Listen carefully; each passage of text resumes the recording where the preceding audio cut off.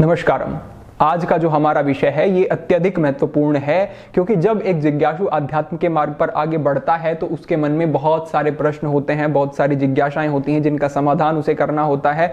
वो कुछ ना कुछ इन अपनी जिज्ञासाओं के आधार पर ढूंढता है, जानने की कोशिश करता है, लेकिन जो जानकारियां उसे प्राप्त होती हैं वो कितनी प्रमाणिक है और वो उसका कितना मार्गदर्शन करेगी, ये एक बड़ा प्रश्न है। और मैं देखता हूं अधिकांश के जो जानकारियां मिल रही हैं वो या तो कुछ व्यक्तिगत स्वार्थों से प्रेरित होकर के दी जा रही हैं या फिर वो कुछ प्रसिद्धि के लिए। ये मैं कह नहीं सकता कि क्या उनके पीछे कारण है, लेकिन कुछ चीजें समझ लेना बहुत जरूरी है। एक, कि ब्रह्मचर्य का कुंडलिनी से क्या संबंध है। दूसरा, क्या कुंडलिनी जागृत करना इतना सरल है।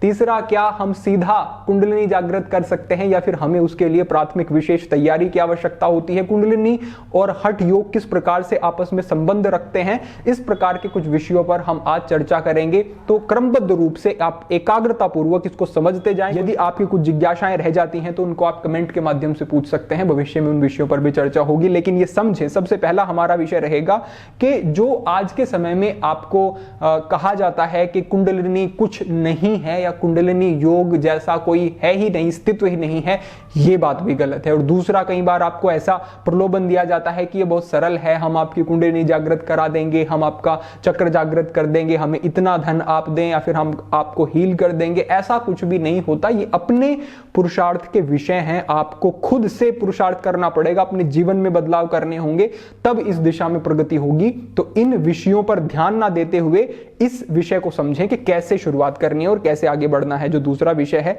विशेष मानसिक स्थिति, इसको आप इस प्रकार समझ सकते हैं कि अगर आप सोचते हैं कि केवल कुछ समय ध्यान करना आपके लिए पर्याप्त है, कुछ समय आंखें बंद करके बैठ जाना, किसी अपनी सांस पर ध्यान केंद्रित करना, किसी आकृति में ध्यान केंद्रित करना, यही ध्यान है, या इससे मुझे साधना मिल जाएगी, सिद्धि मिल जाएगी, या फिर श्वास प्रश्वास को रोकना छोड़ना इत्यादि, तो ये सत्य नहीं है।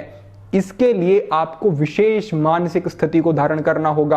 हठ योग के शास्त्रों में स्पष्ट रूप से यह कहा गया है कि जो व्यक्ति राजयोग को जाने बिना, राजयोग के विषय में ठीक प्रकार से ज्ञान अर्जित किए बिना हठ योग का निरंतर अभ्यास करता रहता है, वो भी मूर्ख ही है, उसे भी कुछ प्राप्त नहीं होने वाला है, वो अपनी ऊर्जा को व्यय कर रहा है। तो जो हठ योग के भी अभ्यासी हैं उनके लिए भी जरूरी है कि वो इसके साधनात्मक पक्ष को भी समझे, वो इसकी फिलॉसफी को भी समझे, जो हमारे शास्त्रों में दिया गया है उसको भी समझे। तो आपको राजयोग को भी समझना होगा और साथ ही साथ प्राणायाम, ध्यान और हठ योग का अभ्यास भी करना होगा। ये पूरा क्रम जब आपका बनेगा तब आपको लाभ होंगे। अब राजयोग क्या है? राजयोग के अंतर्गत बहुत सारे सिद्धांत आते हैं, जिनमें प्राथमिक है अष्टांग योग, जो कि आप जैसे जिज्ञासुओं के लिए अनिवार्य है। यूं तो मार्ग और भी कई सुझाए गए हैं, लेकिन वो अलग अलग श्रेणी के जिज्ञासुओं के लिए, अलग अलग श्रेणी के साधकों के लिए होते हैं। कुछ ऐसे साधक होते हैं जो कि पहले से पूर्व के कुछ ऐसे प्रबल संस्कार लिए होते हैं जिनकी अल्प साधना से ही विशेष अनुभूतियां उन्हें हो जाती हैं। लेकिन जो अभी प्राथमिक स्तर पर ही हैं, जिनकी अब तक कोई साधना नहीं है, उनके लिए अष्टांग योग है। यम नियम का अनुसरण किए बिना अगर आप सोचते हैं कि आपकी ध्यान में परिपक्वता हो जाएगी, एकाग्रता हो जाएगी, तो नहीं होने वाला है। आपको भ्रमित किया जा रहा है। अगर आप जैसा मर्जी शब्दों का उच्चारण करते हैं, जैसे मर्जी विचार आपके हैं, जैसा मर्जी भोजन आपका है, सोने उठने का कोई समय नहीं आपका है, व्यवहारिक शुद्धि नहीं है, वैचारिक पवित्रता नहीं है, किसी के भी प्रति कोई भी मन में भाव आ जाता है अनर्गल, और आप सोचते हैं कि आपकी कुंडलिनी जागृत है, आपके चक्र जागृत हैं, या जीवन में बहुत सारे आकर्षण आपके हैं, या फिर परेशानियां हैं, शारीरिक तल पर बहुत कफ बढ़ा हुआ है, वात पित्त की संतुलन आपके नहीं है, तो ऐसी स्थितियों में शारीरिक व्याधि आपको, मानसिक एकाग्रता आपकी नहीं, आप अपने जीवन में विशेष कुछ ध्यान रख नहीं रहे हैं और आप सोच रहे हैं कि ध्यान में परिपक्वता या फिर कुंडलिनी के विषय में बिल्कुल भी ना सोचें, तो आपको अष्टांग योग को समझना होगा, आपको राजयोग को समझना होगा, साथ ही साथ आपको प्राणायाम आदि के अभ्यास करने होंगे। हम इस वीडियो के साथ ही नीचे आपको कुछ लिंक दे देंगे जो कि इससे संबंधित अभ्यास हैं, जो कि हमने पहले साझा किए हैं, उनको भी देख लें। वैसे अभ्यास करेंगे, नाड़ी शोधन आदि के अभ्यास करेंगे, तब धीरे धीरे परिपक्वता होगी। तो ये स्पष्टता से समझ लें कि अगर आपको ध्यान में परिपक्वता चाहिए तो आपको सैद्धांतिक पक्ष को भी समझना पड़ेगा और साथ ही साथ अपने जीवन में, व्यवहार में पवित्रता, शुद्धि आपकी विशेष होनी चाहिए। साथ ही साथ प्राणायाम का विशेष महत्व इसमें रखा गया है, तो नाड़ी शोधन का अभ्यास उपयोगी रहेगा। इससे आगे बढ़ते हुए अगर हम बात करते हैं कि कुंडलिनी जागरण और ब्रह्मचर्य का आपस में क्या संबंध है, तो आप इसको स्पष्टता से समझ लें कि राजयोग और हठ योग एक ही मार्ग है, बस उसमें आपको विशेष तैयारी कराई जाती है हठ योग के अंतर्गत। धीरे धीरे धीरे धीरे जैसे परिपक्वता होती है तो व्यक्ति स्वतः ही राजयोग की तरफ बढ़ना शुरू कर देता है, फिर वो उस ज्ञान को भी अर्जित कर लेता है और उस आधार पर व्यवहार करता है। और यम के अंतर्गत अहिंसा, सत्य, अस्तेय, ब्रह्मचर्य, तो यहां पर ब्रह्मचर्य जो कहा गया है ये अनिवार्य है। और मैं अगर आपको अपने व्यक्तिगत अनुभवों के आधार पर कहूं तो ब्रह्मचर्य सर्वाधिक महत्वपूर्ण है। अगर आप ध्यान में, अगर आप अपने जीवन के किसी भी मानसिक स्तर पर कोई भी प्रगति चाहते हैं तो ब्रह्मचर्य नितांत आवश्यक है। इसके बिना आप कल्पना भी नहीं कर सकते कि इस मार्ग में प्रगति होगी। क्यों, वो समझ लेते हैं। सबसे पहली बात है कि हमारा जो मूल चक्र होता है वो मूलाधार चक्र है। मूलाधार चक्र में जब तक ऊर्जा रुकी हुई रहती है या व्यक्ति मूलाधार चक्र के स्तर पे ही जीवन व्यतीत कर रहा है तो समझो उससे ऊपर के चक्रों के बारे में तो कुछ सोचा ही नहीं जा सकता, ना ही नाड़ी शोधन हो सकता है। और जब तक मूलाधार से ऊपर व्यक्ति उठेगा नहीं तब तक कुंडलिनी जागृत होगी नहीं। जो व्यक्ति ब्रह्मचर्य को खंडित करता है उसकी अपान वायु प्रकुपित हो जाती है और अपान वायु के ऊर्ध्वगमन के बिना हठ योग में सिद्धि नहीं हो सकती, क्योंकि प्राण का और अपान का जो संयोग है, मिलन है, वही हठ योग की साधना में उच्चतम सिद्धियों की तरफ हमें लेकर के जाता है। तो अपान वायु उसकी प्रकुपित ही रहेगी, जो कि शारीरिक क्रिया, मैथुन आदि, स्त्री संपर्क में अत्यधिक संलग्न इस प्रकार की क्रियाओं में रहता है, उसकी अपान वायु शुद्ध नहीं होगी और उसकी गमन जो है उसका सही से नहीं होगा। तो यहां पर आप समझें कि मूलाधार चक्र पर ही जो अटक गया, जो रुक गया, जो फंस गया, वो कैसे सोच सकता है कि इससे ऊपर के जो हमारे चक्र हैं उनमें कुछ प्रगति सिद्धि हो सकती है। तो ब्रह्मचर्य अनिवार्य है। अगर आप ध्यान में कुछ अच्छा करना चाहते हैं, अगर जीवन में शांति चाहते हैं, आप देखा होगा आपने कि कितने व्यक्तियों के जीवन में बड़ा आनंद दिखता है, बड़ी सौम्यता दिखती है, बड़ी सरलता दिखती है और वो इतने शांत हैं कि कोई भी स्थिति उन्हें विचलित नहीं करती, क्योंकि वो सच्चे अर्थों में अब अपने आप को साधना की तरफ बढ़ा रहे हैं। वो सच्चे अर्थों में अब शांत होकर के अपने ऊपर अंतःकरण के विषयों पर कार्य कर रहे हैं। जो मन हमें सबसे ज्यादा किसी इंद्रिय की तरफ भटकाता है वो प्राथमिक क्या है, जननेंद्रिय ही है। उसके बाद जिह्वा का स्थान आता है, उसके बाद दृष्टि का स्थान आता है, उसके बाद श्रवण का, स्पर्श आदि का स्थान आता है।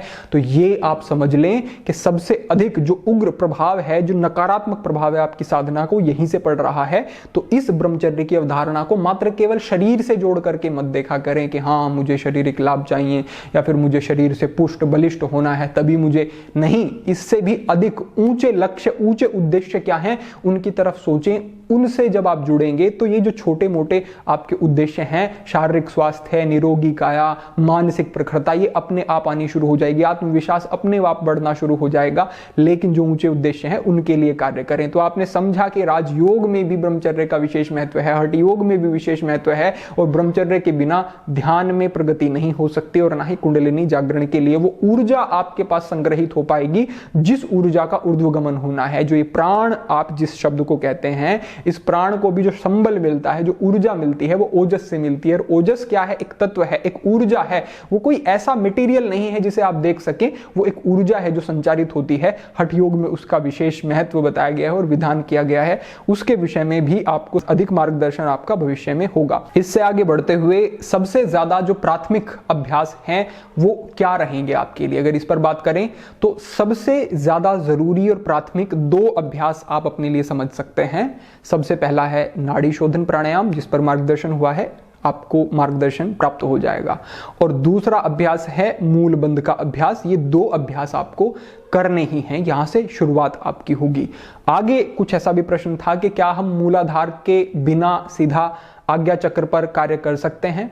तो यूं तो जो अभ्यास बताए गए हैं, शांभवी मुद्रा आदि के अभ्यास बताए गए हैं, वो आज्ञा चक्र पर विशेष प्रभाव रखते हैं। लेकिन अगर आप शांभवी मुद्रा भी कर रहे हैं, नाशाग्र दृष्टि मुद्रा भी कर रहे हैं या फिर भ्रुकुटी में आप ध्यान को परिपक्व करना के लिए अभ्यास कर रहे हैं, तो स्वतः ही अपने आप ही आपके मूलाधार पर कार्य होना शुरू हो जाएगा। हमने इससे पूर्व एक मार्गदर्शन साझा किया था जो था मूर्छा प्राणायाम के विषय में। तो मूर्छा प्राणायाम इंद्रियों की अंतर्मुखिता के लिए किया जाता है, जिसमें आपको एक मूर्छा जैसी स्थिति का अनुभव होता है, शून्यता का अनुभव कहीं ना कहीं कुछ प्रतिशत आपको होता है। तो उससे क्या होगा, उससे जैसे ही इंद्रियां अंतर्मुखी होंगी तो मूलाधार से अपने आप जो आपकी आसक्ति है, जो वहां पर अटके हुए हैं, वो छूटना शुरू हो जाएगा। ये आप स्पष्ट रूप से समझ लें कि जितनी भी साधनाएं हैं या जितना भी आपको पता है जिन भी मार्गों का, उन सभी मार्गों के मूल में वैराग्य अवश्य है। वैराग्य के बिना व्यक्ति आगे बढ़ नहीं सकता, क्योंकि इन संसारिक वस्तुओं से जब तक अति आसक्ति रहेगी तब तक आप आगे कैसे बढ़ेंगे, कैसे छूट पाएंगे। अब ये ना समझें कि उपयोग में बाधा है, बाधा आसक्ति में ही है। कितने ही व्यक्ति आपको ऐसे मिलेंगे जो कि हैं मुक्त, वो स्वतंत्र हैं, पूरी तरह से नियंत्रण है उनका अपने ऊपर, लेकिन प्रयोग सभी कुछ करते हैं वस्तुओं का, सभी उपयोग करते हैं, कोई समस्या नहीं है, लेकिन मन में आसक्ति नहीं है, इसलिए वो चीजें बाधा नहीं बन रही हैं। तो जो प्रत्याहार की स्थिति बताई गई है, यानी कि इंद्रियों को अंतर्मुखी करना, उस स्थिति में जैसे जैसे व्यक्ति जाएगा तो मूलाधार से उसकी जो ऊर्जा है वो ऊपर उठनी शुरू हो जाएगी। तो आप जो भी अभ्यास करते हैं, जो भी ध्यान के अभ्यास करते हैं, जो भी हम आपके साथ हठ योग के अभ्यास साझा करते हैं, उन अभ्यासों से मूलाधार पर अपने आप कार्य हो रहा है, ऐसा आप स्पष्ट समझ लें। इससे आपको लाभ होगा। साथ ही साथ अपने पुरुषार्थ पर पूर्ण विश्वास रखें। कोई भी ऐसा शॉर्टकट अपनाने की कोशिश ना करें कि आपने अब तक कोई साधना नहीं की, कोई आपके जीवन में शुद्धता नहीं है, आप अपने लक्ष्यों के प्रति, सामान्य से कार्यों के प्रति एकाग्र नहीं है, आप पढ़ नहीं पाते हैं, और आपको कोई व्यक्ति कह दे कि ये आपका चक्र जागृत हो गया या आपकी कुंडली जागृत हो गई, आपको ऐसी आवाज सुनाई दे गई। नाद योग इतना सरल विषय नहीं है। मुझे कल ही एक व्यक्ति कह रहे थे कि हमें ऐसी ध्वनियां सुनाई दे गई या फिर हमें कुछ ऐसा आकृति दिखाई दे गई। ऐसी बातों पर विश्वास नहीं करना है। केवल जो हम आप तक साझा कर रहे हैं ये, या फिर आपके कोई योग्य गुरु हैं, उनके द्वारा जो आपको उचित मार्गदर्शन मिलता है उस पर ही आप विश्वास कर सकते हैं। फिर शास्त्रों को पढ़ें, शास्त्र सम्मत मार्गदर्शन पर विश्वास कर सकते हैं। थोड़ा पुरुषार्थ तो करना पड़ेगा, आंखें खुली रखनी होंगी, आपको वास्तविकता से संबंध अपना बनाए रखना होगा, तभी आप पथभ्रष्ट होने से बच सकते हैं। तो इस प्रकार से आप यही समझें कि ब्रह्मचर्य जो है वो महत्वपूर्ण है किसी भी हठ योग की साधना में, हठ योग के मार्ग में आगे बढ़ने के लिए ये जरूरी है। और बाकी आपकी जो व्यक्तिगत साधनाएं, योग्यताएं और आप जो स्वाध्याय करेंगे वो आपका साथ देगा। भविष्य में जैसी आपकी जिज्ञासा होगी, जैसी आपकी प्रतिक्रिया होगी, जैसे आपके प्रश्न होंगे, उनके आधार पर आपको साधनात्मक पक्ष भी योग का साझा किया जा सकता है आपके साथ, लेकिन वो आपकी जिज्ञासा पर आधारित है। तो जैसे भी आपके मन के भाव हो, जैसे भी आपकी अनुभूति हो, उसके अनुसार आप अपनी प्रतिक्रिया साझा करें, अपने प्रश्न साझा करें। इस मार्गदर्शन को अपने बंधुओं तक भी साझा करें, जिससे कि ये जागृति हमारे अन्य बंधुओं तक भी पहुंच सके। आज के लिए आपके लिए यही एक मार्गदर्शन था। सभी के लिए प्रार्थना, सभी के लिए मंगल कामना। आज के लिए इतना ही। ओम नमः शिवाय।